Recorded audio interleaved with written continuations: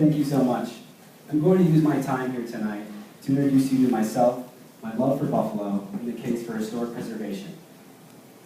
It started with one of my first Buffalo experiences, a trip to explore Concrete Central with my father and a friend. I was 7 at the time, and it was the dead of winter. All I remember thinking was, wow, as we made our way through a field towards this imposing structure. The building's mere presence spoke to me. Without having any knowledge of slip-form construction, Buffalo's past role as a transshipment center, or grain elevators, I knew this place was important and certainly worth exploring. On that day, as we explored what was at one time the world's largest grain elevator, now largely abandoned and forgotten, I became forever tied to Buffalo. This experience, like others, led me to become fascinated with Buffalo. I wanted to learn what caused these structures, our grain elevators, our mansions, our neighborhoods, to be built, and what caused them to become abandoned.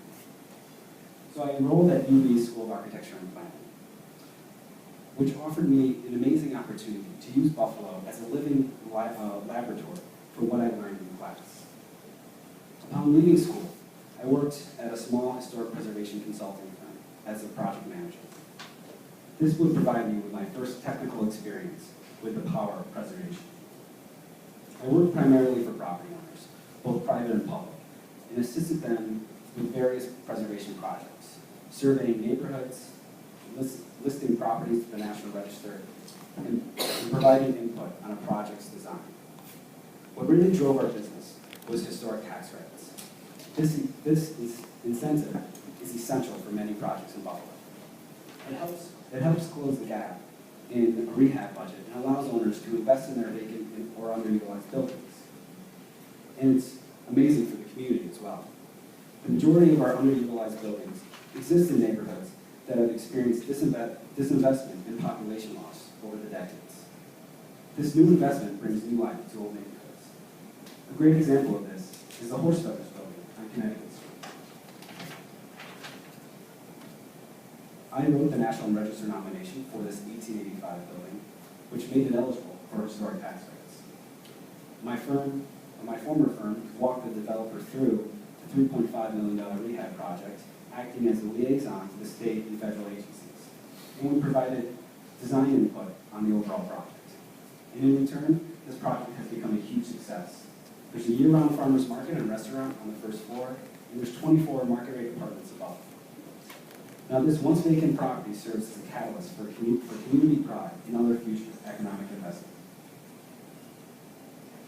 Another amazing project is the water mill in the heart of the village of Williamsville. This long neglected landmark by a previous owner was very close to being demolished until the village purchased it. Not having the resources or the knowledge to reuse this property on their own, they hired us to assist.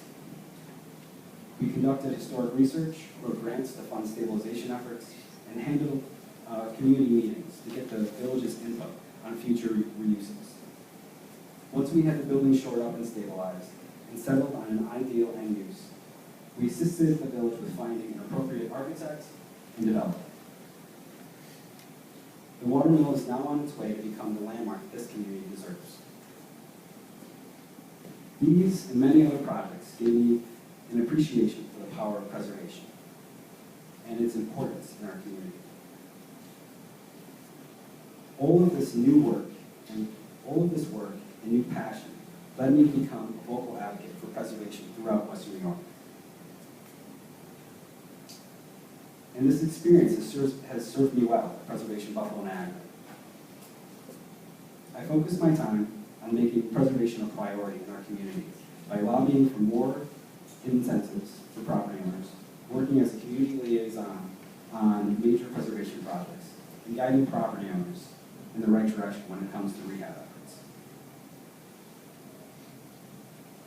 I've learned a lot about preservation over the last few years, and there are several arguments for why we should save our architectural heritage.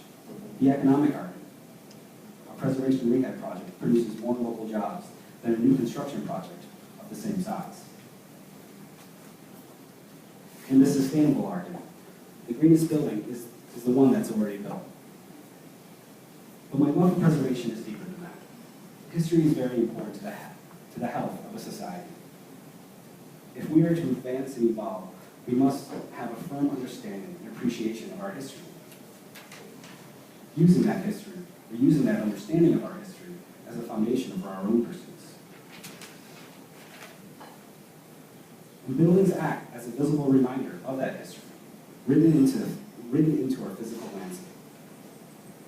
They tell their story long after the original purpose is obsolete, and long after everyone in the neighborhood has left. Our city's history, beauty, and identity is in every corner. That's the power of place. And we have both the opportunity and obligation to preserve our unique city and region, support preservation, and let our buildings speak for us, and not our vacant